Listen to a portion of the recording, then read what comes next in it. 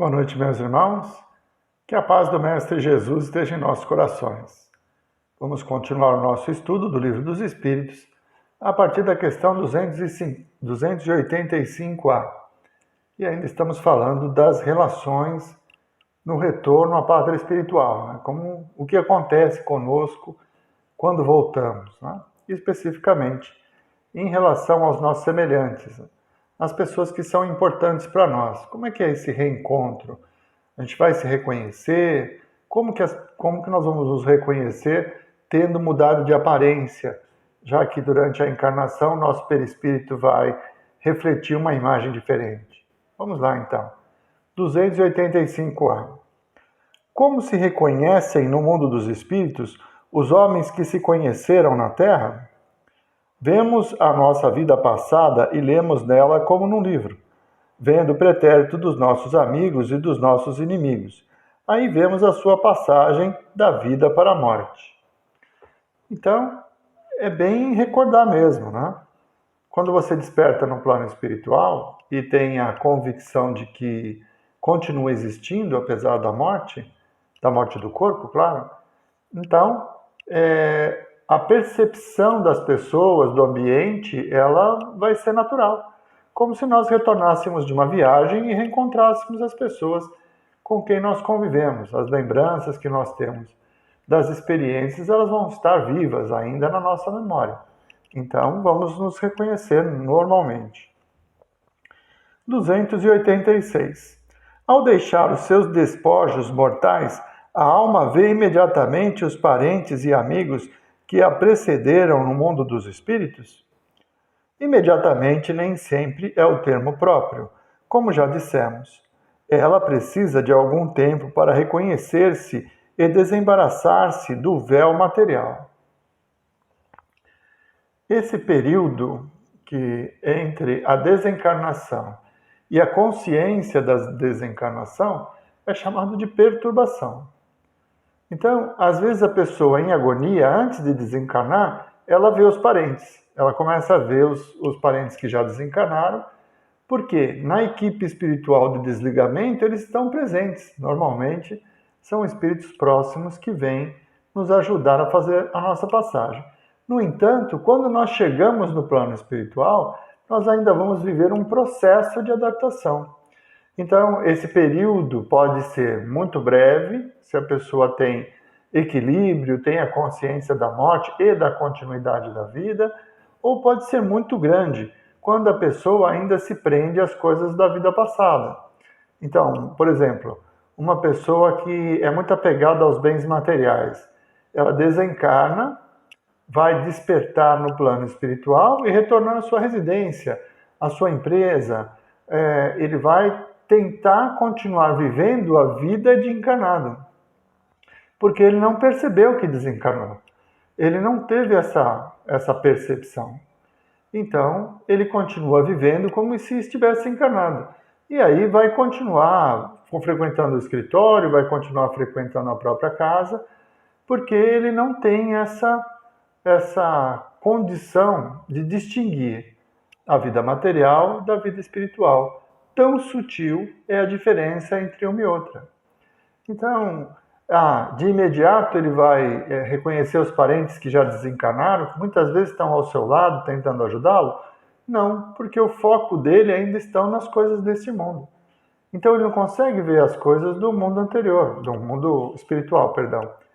Eles não conseguem ver, porque tem a mente focada nos seus objetivos, que é a vida material. Sequer desconfiam que possam ter morrido. Por isso, o sofrimento, as aflições de imporem as suas ideias, de gritar com as pessoas, de exigir algumas atitudes e as pessoas nem sequer podem ouvi-los. E aí traz um estado de perturbação, de revolta. Isso tem muito nas reuniões mediúnicas, né? Que o espírito não consegue perceber que desencarnou. Então, esse tempo entre a convicção da desencarnação, a consciência da continuidade da vida e a percepção do plano espiritual, que é o período de perturbação, ele pode ser mais longo ou mais curto, dependendo do grau evolutivo de cada ser e da disposição que ele tem em buscar ajuda. No caso do André Luiz, por exemplo. Ele tinha consciência que desencarnou, mas ele ficou 8 anos no umbral. Só depois é que ele foi pedir ajuda. É bem um período de sofrimento muito grande, de falta de compreensão. À medida em que o sofrimento o levou à prece, ao pedido de ajuda, ele foi socorrido e na colônia Nosso Lar passou a desenvolver uma vida nova, já sem sofrimento. 287. Como a alma é acolhida na sua volta ao mundo dos espíritos? A do justo como um irmão bem amado e esperado há muito tempo, a do mal como um ser a quem se despreza. É a afinidade que vai nos conduzir. Então, os nossos sentimentos, os nossos valores, que são os verdadeiros tesouros que nós construímos a partir das experiências vividas na Terra, eles vão nos dar um grau de equilíbrio, de paz ou de sofrimento. Então, por isso que ele fala, os bons ao justo como um irmão bem amado. Por quê? Equilibrado, uma pessoa que tem consciência da continuidade da vida, que não está apegado às coisas deste mundo, compreende que as coisas que aqui ficaram lhe foram emprestadas e que no plano espiritual ele não vai ter necessidade dessas coisas, e ele vai chegar como sereno e vai ser acolhido, vai encontrar com bons amigos. Aqueles espíritos endurecidos, revoltosos, eles vão acabar frequentando regiões onde outros espíritos dessa natureza já habitam. Então, por isso que ele fala, a do mal como um ser a quem se despreza. Por quê? Porque as pessoas que têm afinidade com ele também são endurecidas, odiosas. E essas pessoas não vão ter carinho por eles. Então, ao desencarnar, ao frequentar regiões umbralinas, ele vai sofrer desprezo, vai sofrer perseguições, achaques, né? Situações que levam ao sofrimento. Isso está muito bem descrito pelo André Luiz no livro Nosso Lar. Nesses 8 anos, né, os primeiros anos que ele passou no umbral, ele descreve um ambiente muito sujo, úmido, e muitos gritos, escuro, e as pessoas o afrontando, né, como suicida. Então, é dessa forma que nós vamos construir a nossa desencarnação, de acordo com o nosso próprio equilíbrio. A nossa fé em Deus, a vontade de rezar, né, a prece, vai fazer com que nós possamos ter uma vibração mais positiva e espíritos amigos virem ao nosso encontro para nos ajudar a recomeçar. Tá? Se nós desencarnarmos revoltados, se nós nos sentimos injustiçados diante da vida, ou sendo, através de uma morte violenta, ficar atrás dos culpados, então haverá sofrimento. Tá? 288. Que sentimento experimentam os espíritos impuros ao verem chegar outro espírito mau? Os maus ficam satisfeitos quando veem seres semelhantes a eles, e, também como eles, privados da felicidade infinita, como acontece na Terra a um malfeitor entre seus iguais. O que acontece com espíritos ignorantes, endurecidos, é que sempre vai haver a necessidade da dominação. Então, espíritos orgulhosos, eles se impõem, eles submetem outros espíritos ainda ignorantes, não é?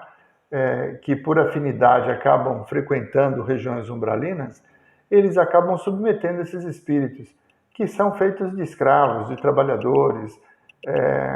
Muitos espíritos doentes que estão em sofrimento são utilizados para perturbar pessoas encarnadas. Então, o que eles fazem? Eles vendem uma ilusão para aquele espírito, que são amigos, que querem ajudar, mas o objetivo deles é usá-los como instrumento. Aí pedem para que ele fique ao lado de uma pessoa que eles queiram perturbar. E essa influência vai acontecer. A pessoa encarnada, se tiver afinidade, vai acabar absorvendo os fluidos daquele irmão que está doente. Então são utilizados de uma forma inocente, porque eles não sabem o que estão fazendo, são iludidos, né? Mas que foram parar numa região umbralina por um motivo. Pela sua revolta, pela sua culpa, enfim. Eles têm um motivo para estar nessa região. E os espíritos endurecidos são muito inteligentes, que querem fazer o mal, eles se organizam, né? E acabam recrutando esses outros e os submetendo quase à escravidão. Muitas vezes, em reuniões mediúnicas, nós estamos esclarecendo o espírito, dizendo a ele que nós vamos ajudá-lo, que ele vai receber tratamento e que ele vai ter uma vida nova, e ele nos diz que tem medo, porque se o chefe descobre, ele vai ser castigado. Então, vejam, são espíritos que por algum motivo foram para a região umbralina e que esses líderes negativos utilizam deles como instrumentos para fazer mal a outras pessoas. Então é assim que são recebidos os espíritos entre os espíritos mais ignorantes. Nossos parentes e amigos vêm algumas vezes encontrar-se conosco quando deixamos a Terra? Sim, os espíritos vão ao encontro da alma a que se afeiçoaram, felicitam-na como se regressasse de uma viagem. Por haver escapado aos perigos da estrada e ajudam-na a desprender-se dos laços corpóreos. É uma graça concedida aos espíritos bons quando os seres que os amam vêm ao seu encontro, ao passo que aquele que se acha maculado permanece no isolamento ou só tem a rodeá-lo os que lhe são semelhantes. É sua punição. Como eu disse, os espíritos amigos, os parentes, os mais próximos, eles vão estar próximos no desligamento. Antes mesmo de completada a desencarnação, nós já estamos recebendo o auxílio dos nossos irmãos, dos nossos parentes. Eles vêm para nos acolher. Nós vamos despertar e já estar com eles? Depende de nós. Depende do nosso equilíbrio, dos nossos impulsos, do foco que nós vamos dar a partir da desencarnação. Então, me diga o que pensas e eu te direi onde andas ou com quem andas. De acordo com os seus desejos, com os seus valores, é que você vai despertar na espiritualidade numa condição ou noutra. Eu gosto muito do livro Nosso Lar, vocês já devem ter notado. E o André Luiz, ele foi para o umbral porque estava revoltado. Ele não se conformava de ser um suicida. E essa revolta fez com que ele permanecesse ali, apartado da mãe e de outros amigos que ele pudesse ter. Então, depende de nós. Quanto mais equilibrados, melhor vai ser a nossa condição ao desencarnarmos.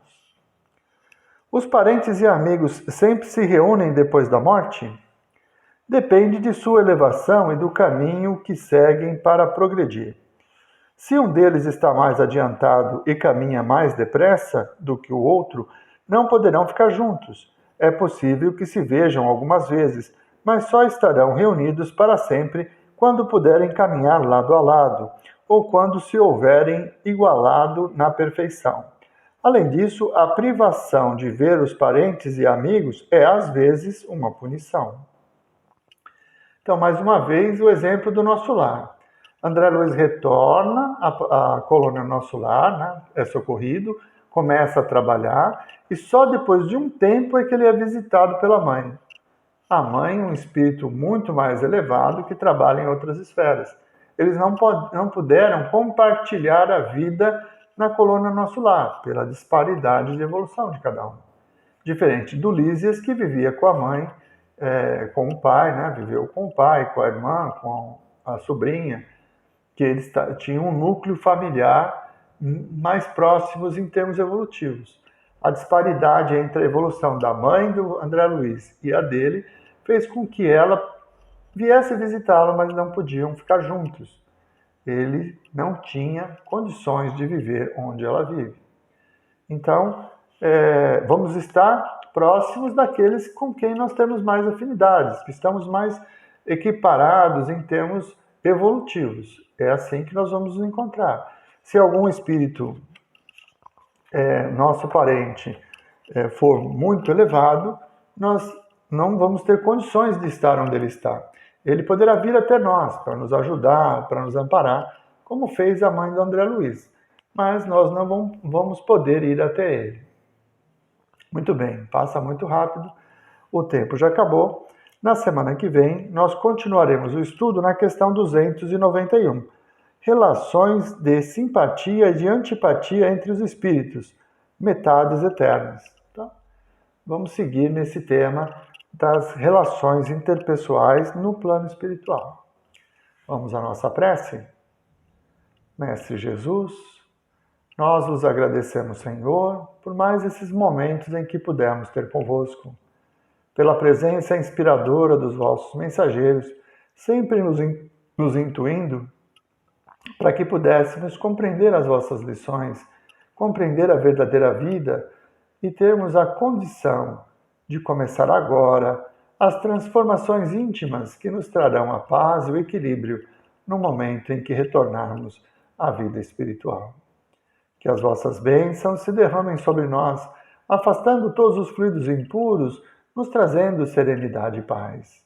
E se for do nosso merecimento, que possamos ter solucionado as nossas aflições, amenizado as nossas dores e encontrado a saúde.